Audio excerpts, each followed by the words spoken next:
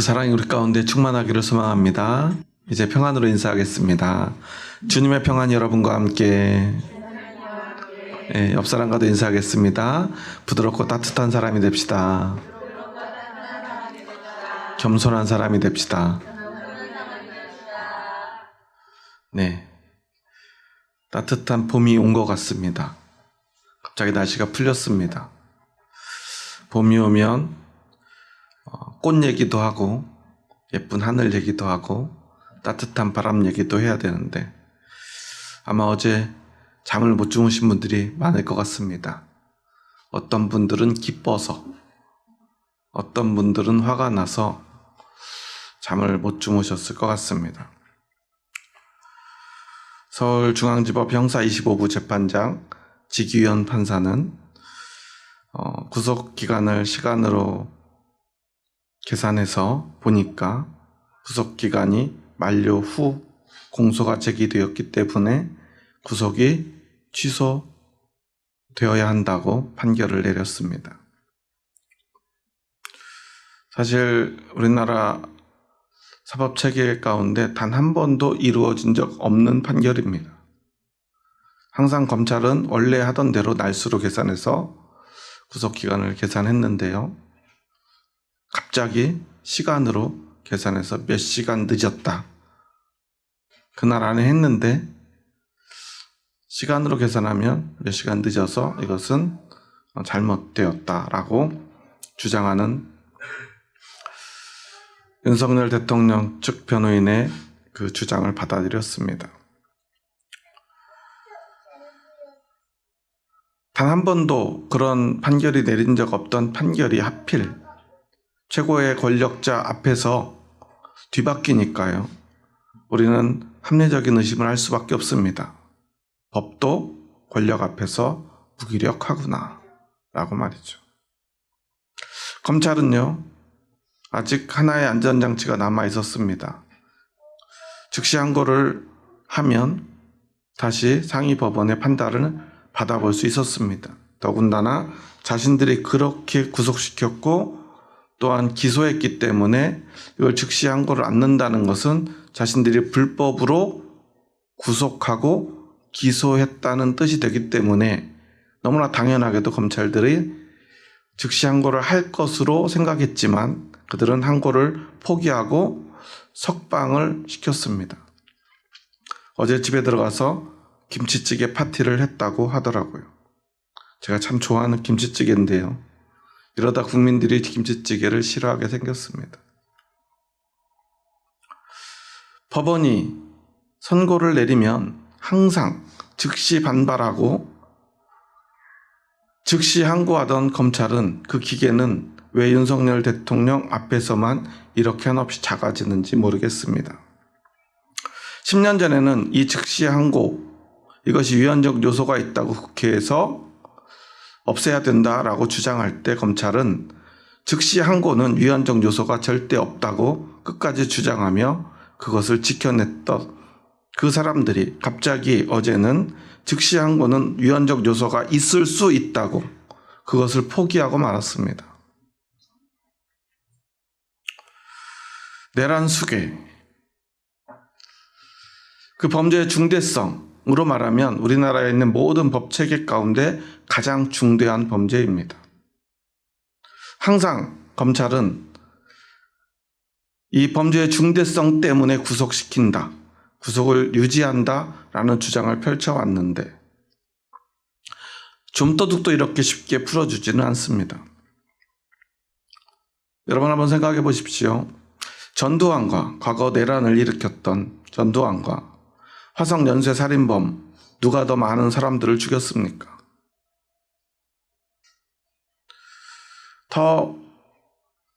만약에 화성 연쇄 살인범을 잡았다가 이렇게 풀어준다면 과연 국민들이 그것을 받아들일 수 있겠습니까? 기간을 조금 잘못 계산해서 절차적 하자가 있어서 연쇄살인범을 풀어준다라는 판결을 내릴 판사가 있겠습니까? 우리는 이런 모습들을 보자 보면 왜 이렇게 세상은 불공평한지, 왜 이렇게 불공평해야 되는지 생각할 수밖에 없습니다. 우리 같은 보통 사람이 작은 죄를 지어도요, 과연 이렇게 절차적 하자를 문제 삼을 때 우리를 풀어줄까요? 그런 일은 아마 생기지 않을 것 같아요. 왜 똑같은 법인데 누구에게는 엄격하고 누구에게는 한없이 관대한지 모르겠습니다. 앞으로 어떻게 될지는 우리가 지켜봐야 되겠지만 이렇게 세상이 돌아가는 모습을 보면서 우리는 다시 한번 생각하게 됩니다. 정말 하나님은 살아계신가? 진짜 하나님의 뜻은 무엇일까? 지난주에 어떤 목사님과 같이 있는데 식사를 하는데 목사님이 갑자기 문자가 와서 확인하더니 막 화를 내요. 무슨 문자인가 봤더니 정말 그 목사님을 뒤에서 후원하시기도 하고 어렵게 목회하시는 분을 도와주는 참 좋은 장로님인데 아마 단체 문자를 한꺼번에 보낸 것 같아요. 뭐 기도해달라는 문자인데 하나님이 세우신 윤석열 대통령을 꼭 지켜달라고 기도해달라고, 모르드게를 매달려 있던 하만의 장대에 자신들이 매달리게 될 것이고 모르드게와 같은 대통령을 하나님이 구원해 주실 거라고 이런 문자를 보냈대요. 그래가지고 문자를 읽다가 이분 좋은 분인데 왜 이런 걸 보내는지 모르겠다고 이야기를 해요. 저는 이런 모습들을 보면서 우리가 지금 이때 특별히 2025년을 살고 있는 대한민국의 그리스도인들이 진짜 하나님의 뜻은 무엇인가를 분별해야 된다고 믿습니다. 요즘 다행스럽게 다양한 교계의 목소리를 방송에서 그래도 조금은 내보내는 것 같아서 다행스러운데요. 한동안 모든 언론에 나온 교회의 모습은 제가 직접 이름을 언급하고 싶진 않아서 이야기는 하지 않겠지만 광화문파, 여의도파, 무슨 예전에 그 조폭들 역전파, 그런 사람들은 칠성파 이런 건 들어봤는데 광화문파, 여의도파는 처음 들어보는데요. 교회 안에 그런 파가 있다고 합니다. 그런 사람들이 마치 기독교의 대표인 것처럼 그것이 신앙의 본질인 것처럼 호도되어 왔습니다. 그런데 진짜 주님의 뜻은 무엇일까?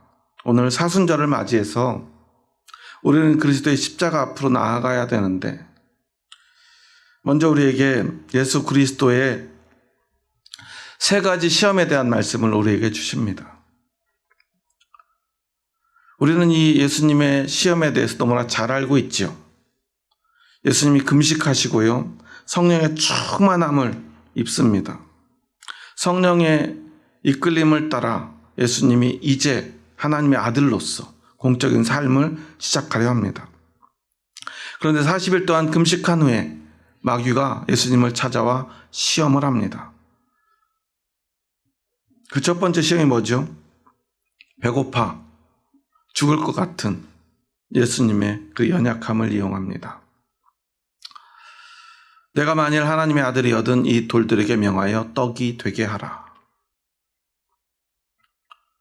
예수님 말씀하십니다. 기록된 바 사람이 떡으로만 살 것이 아니라 하였느니라.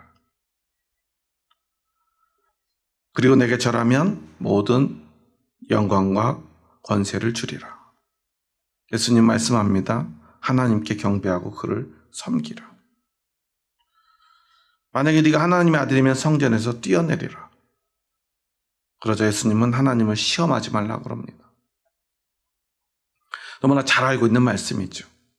우리는 말씀을 들을 때 예수님은 이런 식으로 이 시험을 물리쳤으니 우리도 시험을 잘 물리치면 되겠구나 라고 생각합니다. 예수님이 정말 대단하시구나 생각합니다. 그런데 이 말씀의 의미를 우리는 어쩌면 잘못 생각하고 있는지도 몰라요. 우리가 한 번만 돌이켜 생각해 본다면 예수님이 사탄의 시험을 못 이겨내시겠습니까? 그럴 일은 없죠. 예수님이 혹시나 사탄에게 질 거라고 생각하시는 분 있습니까? 어떤 그리스도인들도 그런 생각은 하지 않을 거예요. 너무나 당연하게도 예수님은 사탄의 시험 정도는 쉽게 이겨내실 뿐입니다. 그런데 굳이 그 시험 앞에 선 이유가 무엇일까를 생각해 봐야 합니다. 그리고 사탄이 예수님을 시험하는 방식을 통해서, 그리고 예수님이 그 시험을 이겨내는 그 말씀을 통해서 우리는 예수님은 오늘 우리 그리스도인들에게 뭐라고 대답하시는가를 들을 수 있어야 된다는 것입니다. 오늘 이렇게 너무나 마음이 답답하고 가슴이 답답한 현실 속에서 예수님은 우리에게 진짜가 무엇이라고 대답하는가? 우리의 신앙의 원리는 무엇인가? 우리는 이러한 세상을 어떻게 보아야 되는가? 예수님은 우리에게 분명한 대답을 하고 계신다는 사실이에요. 왜 사단은 돌들로 떡이 되게 하라고 예수님을 유혹했을까? 이것은 우리 먹고 사는 문제에 관한 것입니다. 돈에 관한 것입니다. 왜 이것이 유혹이 되냐면 우리는 돈이 없으면 죽을 것 같은 두려움이 찾아옵니다. 여러분 그렇지 않습니까? 여러분 가지고 있는 잔고에 그 모든 숫자가 사라지면 어떻게 될까요? 아, 이러다 죽겠구나. 사실 우리 같은 서민들은 어떻습니까? 통장의 잔고는 대체로 숫자가 계속 줄어들죠. 혹시 늘어난다면 그 앞을 잘 봐야 돼요. 마이너스가 붙어 있지 않은지. 우리는 그런 삶을 살아요. 늘 두렵습니다. 왜 두렵냐면 돈이 없는 거, 문제될 거 없을 것 같지만 그것이 우리가 죽을 것 같은 두려움이 생긴다는 그 문제가 있어요. 사람이 가지고 있는 가장 근원적인 두려움은 뭐냐면 죽음에 대한 두려움입니다. 그냥 안 먹어도 죽지 않는다면 우리는 그렇게 돈을 좋아하지 않을지도 몰라요. 그런데 누구라도 그 죽음에 대한 두려움이 있습니다. 사단은 그것에 대한 유혹을 예수님께 하는 것입니다. 안 먹으면 죽을 수밖에 없어. 그러니까 네가 떡을 만들어 봐. 떡이 있어야 살 수 있어. 그런데 예수님은 말하죠. 오늘 본문에는 사람이 떡으로만 살 것이 아니라 하였느니라 라고 기록되어 있는데 마태복음에 보면요. 떡으로만 살 것이 아니요 하나님의 말씀으로 살 것이라고 기록하고 있죠. 이것은 무슨 말이냐면 우리가 진짜 살고 죽는 문제가 무엇인가를 예수님은 말씀하시는 거예요. 우리는 그저 떡을 안 먹으면, 밥을 안 먹으면, 돈이 없으면 죽을 거라고 생각하는데 예수님은 그건 진짜 죽는 게 아니야. 우리가 진짜 죽는 것은 하나님의 말씀이 없을 때, 살아계신 하나님 없이 살 때 우리가 진짜 죽는 거야. 너희는 그저 떡을 먹고 잠깐 살래? 아니면 하나님의 말씀으로 영원히 살래? 선택해야 돼. 사실은 예수님이 그저 사탄을 이기려고 겨우겨우 아둥바둥 이겨내고 있는 것이 아니라 오늘 2025년을 살아가고 있는 우리들에게 이 말씀을 들려주시기 원하시는 것입니다. 그리고 두 번째 시험을 보면요.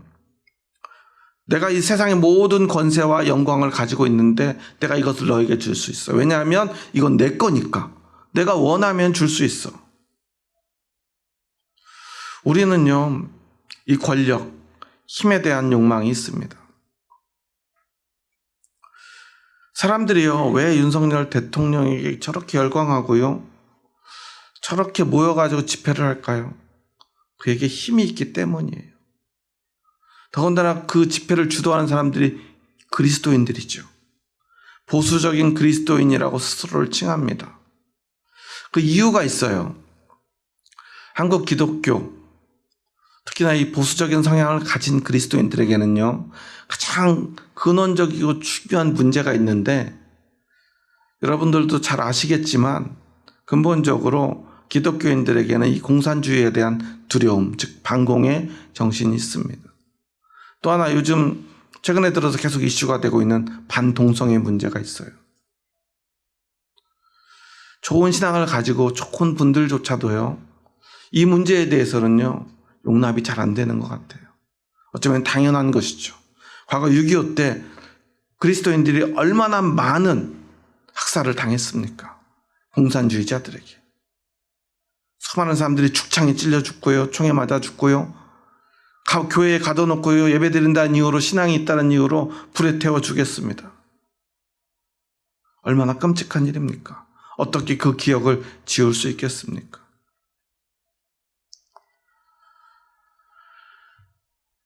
그래서 어떤 사람들이요, 광화문에서, 여의도에서 이 보수적인 신앙을 가진 그리스도인들을 선동합니다.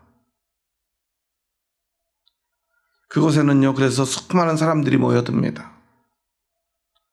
그런데 그곳에 몰려드는 사람들 가운데는 그 선동을 조장하는 사람들과 똑같은 생각을 가진 사람도 있지만 그것이 아니라 우리의 보수적인 신앙을 지켜내기 위해서 그곳에 가는 사람들이 있다는 거예요. 그것을 통해서 왜 선동을 합니까? 그렇게 선동을 하면 그곳에는요, 권력과 돈이 생기기 때문에 그래요. 뉴스를 보니까요, 어떤 목사는 매주 광화문에서 하던 일요 예배를 오늘부터 대통령 관저 앞에서 하겠다고 선포를 하더라고요. 왜 교회에서 예배 드리지 않고 대통령 관저 앞에서, 그리고 왜 광화문에서 예배를 드립니까? 그 목적이 무엇인지 우리는 너무나 잘 알고 있지 않습니까? 그것은 바로 돈과 권력 때문입니다. 정치적인 이유이고 그곳에서 예배드리면 많은 사람들이 모이기 때문에 더 많은 헌금이 거치고요. 심지어 그곳에서 장사한다는 이야기가 뉴스에까지 나옵니다. 이제는 아예 회사까지 차려놓고요, 핸드폰을 판다고 합니다. 목적이 무엇인지 우리는 너무나 눈에 보이지 않습니까? 그런데 예수님은 말씀하십니다. 하나님의 사람은 세상의 영광 또한 세상의 권력을 자신의 것으로 가지려는 사람이 아니라 모든 영광을 하나님께 돌리는 사람이다. 하나님 안에 있는 사람은, 하나님의 백성은, 하나님의 자녀는 하나님께만 영광을 돌리고 하나님께 영광을 돌림으로 영광을 받는 사람이라는 거예요.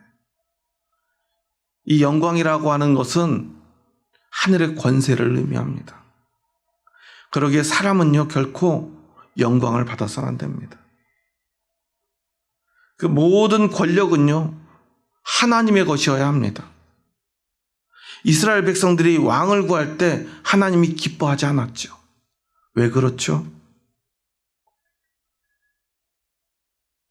왕이 된다는 것은 그가 권력을 가지게 된다는 것이고, 권력을 가지는 순간 그가 영광을 가지게 되는 것이기 때문에 그래요.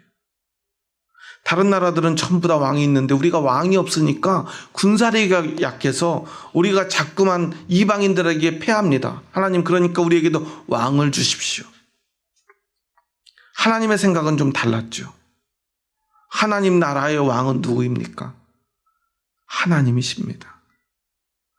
그 권세는 하나님이 가지고 계시고, 전쟁은 하나님께 속한 것이고, 하나님이 이기게 하실 수 있는 힘이 있는데, 그들이 전쟁에서 패하는 것은 왕이 없어서가 아니라, 힘이 없어서가 아니라 하나님께 영광을 돌리지 않았기 때문인데, 그들은 왕이 없어서라고 믿습니다.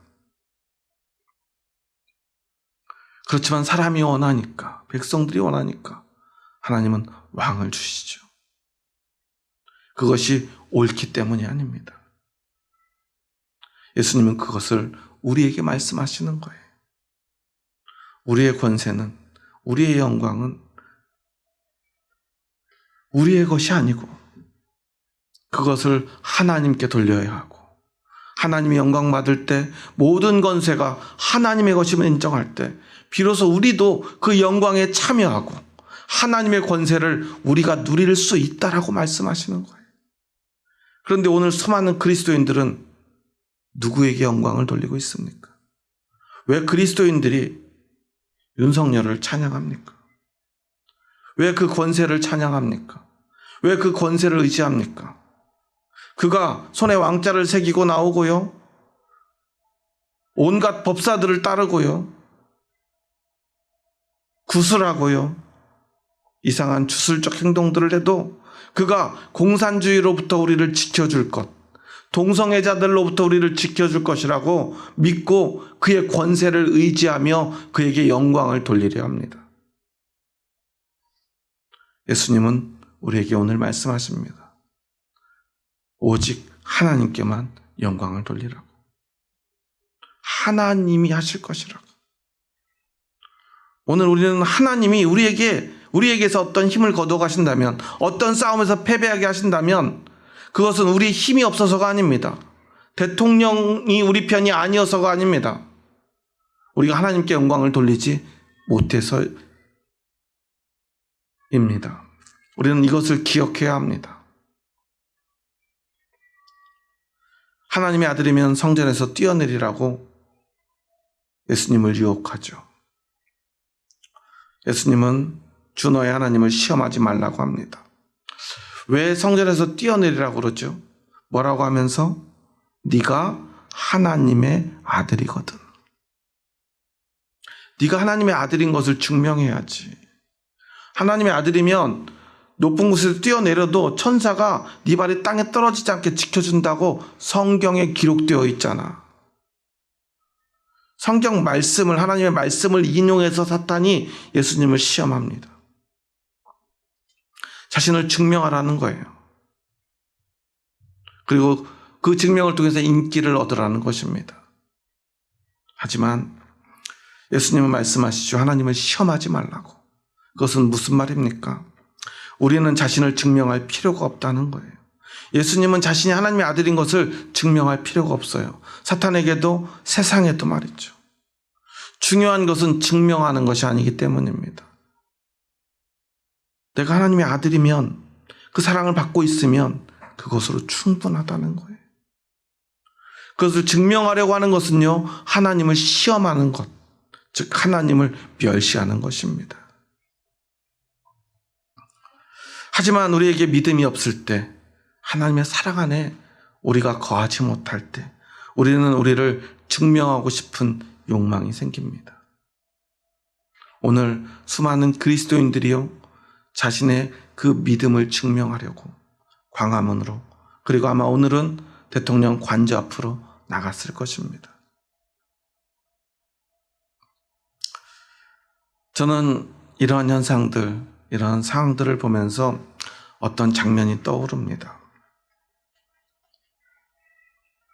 마가복음 15장에 보면요, 밀란을 꾸미고 그 밀란 중에 살인하고 체포된 자 중에 바라바라 하는 자가 있는지라 무리가 나아가서 전례대로 하여 주기를 요구한대 빌라도가 대답하여 이르되 너희는 내가 유대인의 왕을 너희에게 놓아주기를 원하느냐 하니 이는 그가 대제사장들이 시기로 예수를 넘겨준 줄 알미러라.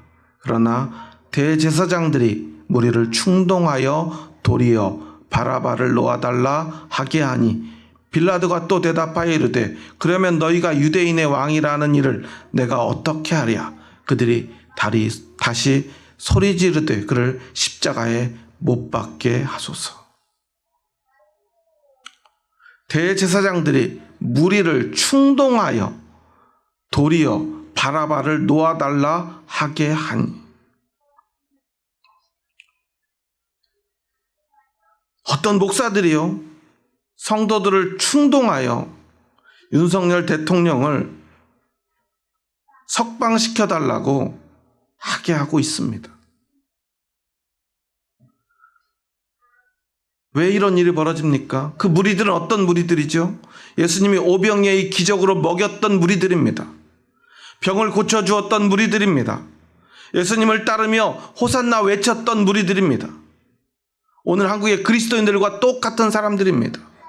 그런데 어떤 정치적 야욕을 가지고 종교의 힘을 빌어 그 무리들을 충동하던 대제사장들이 그들을 충동하니 그들은 예수님이 아니라 바라바를 놓아달라고 외칩니다.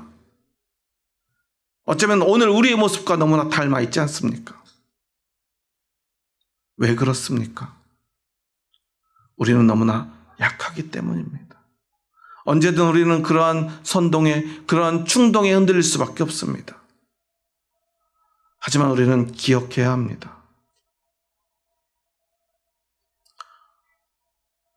우리는 오직 예수 그리스도 그 십자가의 길을 따라야 하는 사람이라는 사실을 말입니다.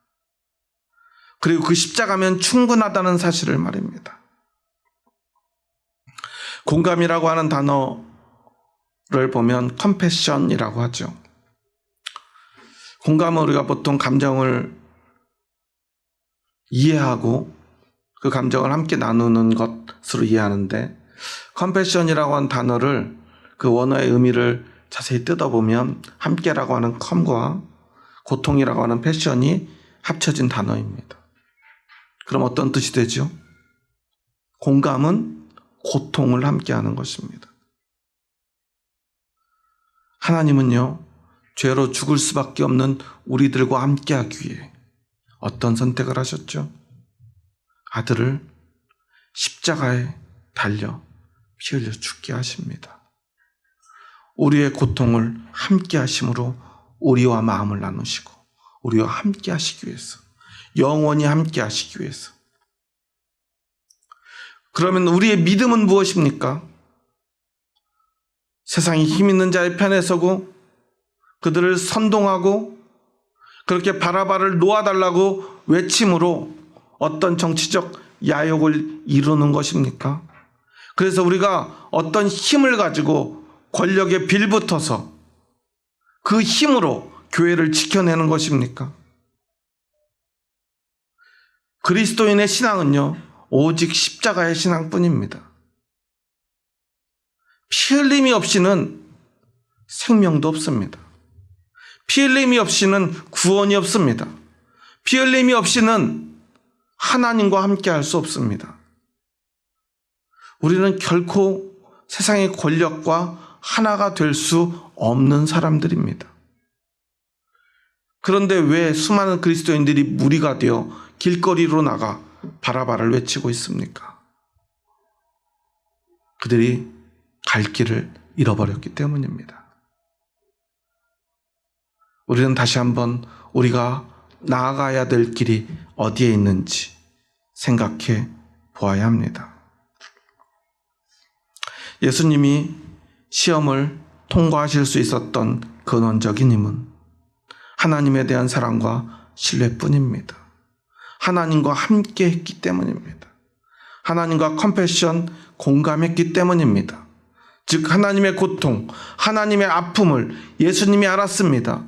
사람들의 죄로 그들이 죽을 수밖에 없는 그 현실에 대한 아픔, 그들과 그 죄 때문에 함께할 수 없는 하나님의 고통을 예수님이 아셨기에 예수님은 하나님의 고통을 위해 스스로 그 고난의 십자가의 길, 그곳으로 나아갑니다.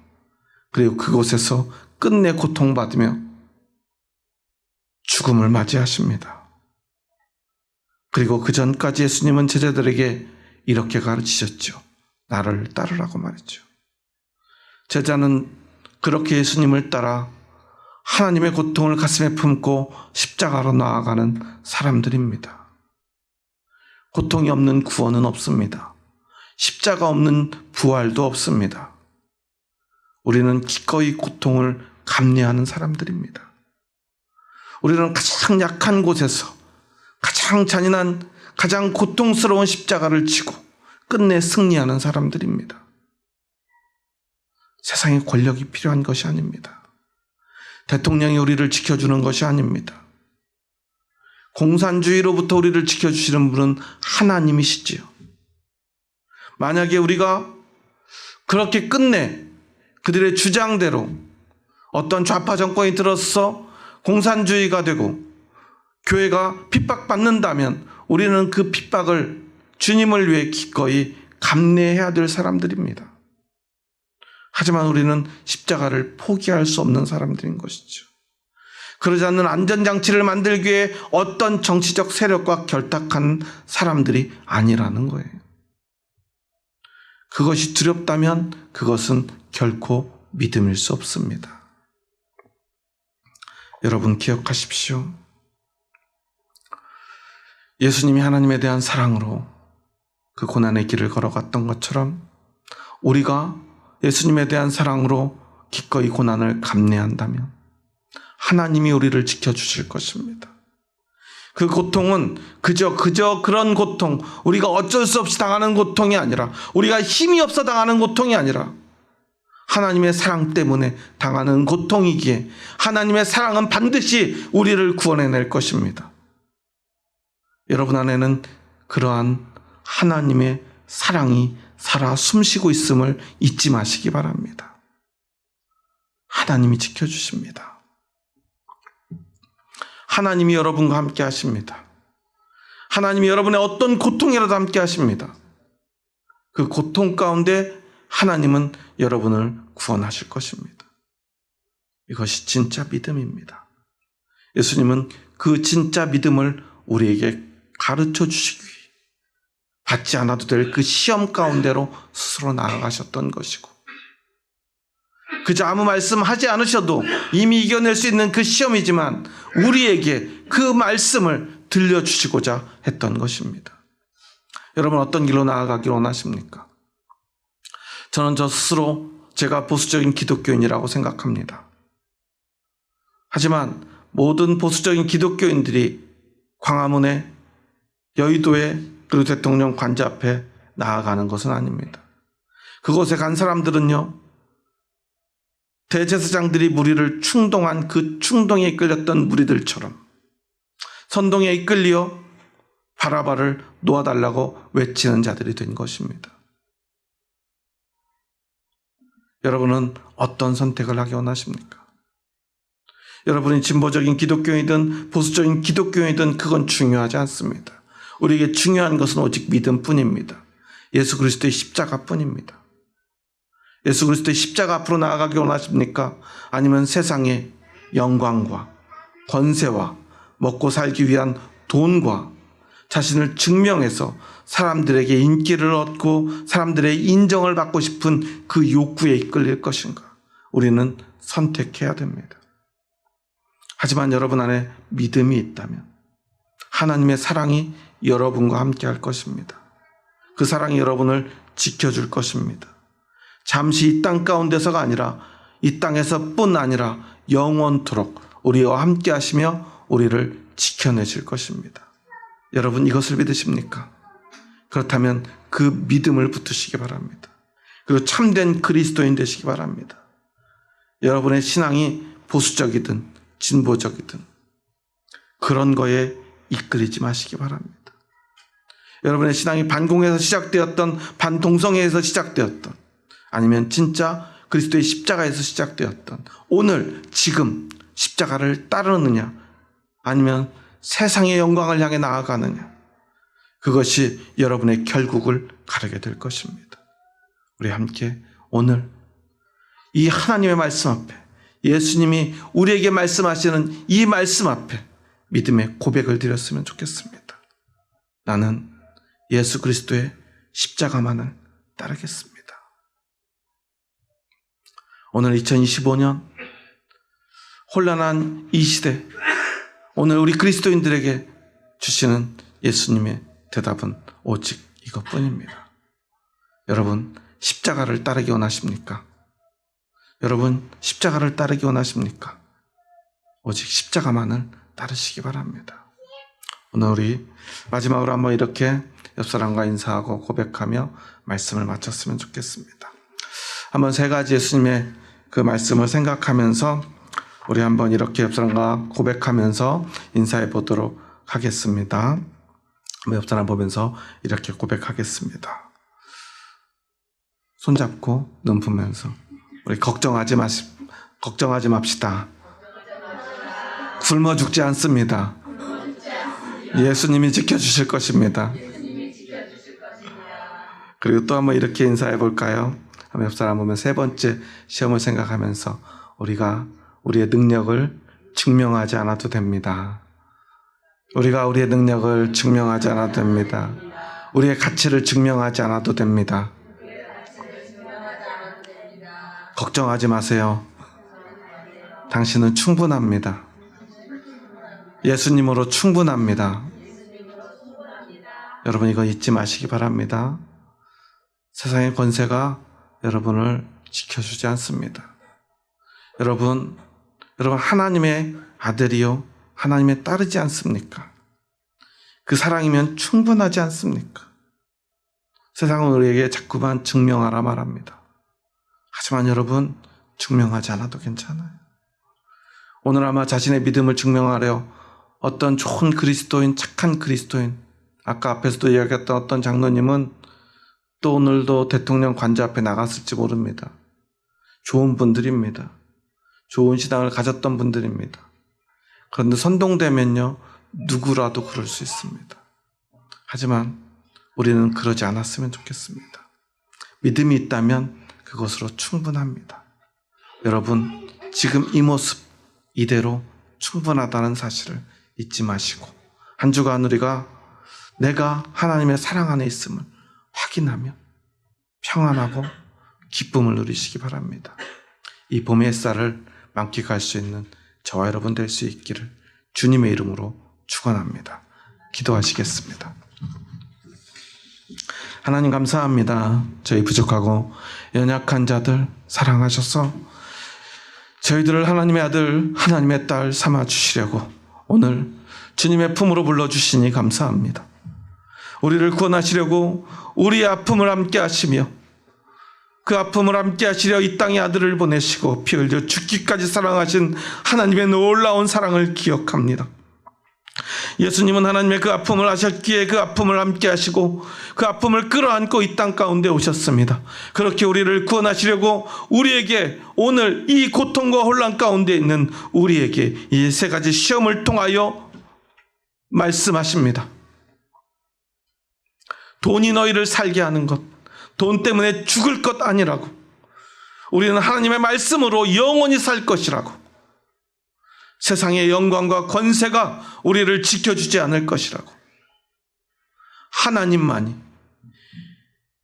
그 모든 권세를 가지고 계시며 하나님의 영광이 우리의 영광임을, 그리고 성전에서 뛰어내리라는 그 시험 앞에서 하나님을 시험하지 말라 말씀하시며 자신을 증명하지 않으셨던 것처럼 우리도 세상에 우리를 증명할 필요가 없음을 기억하게 하여 주시옵소서.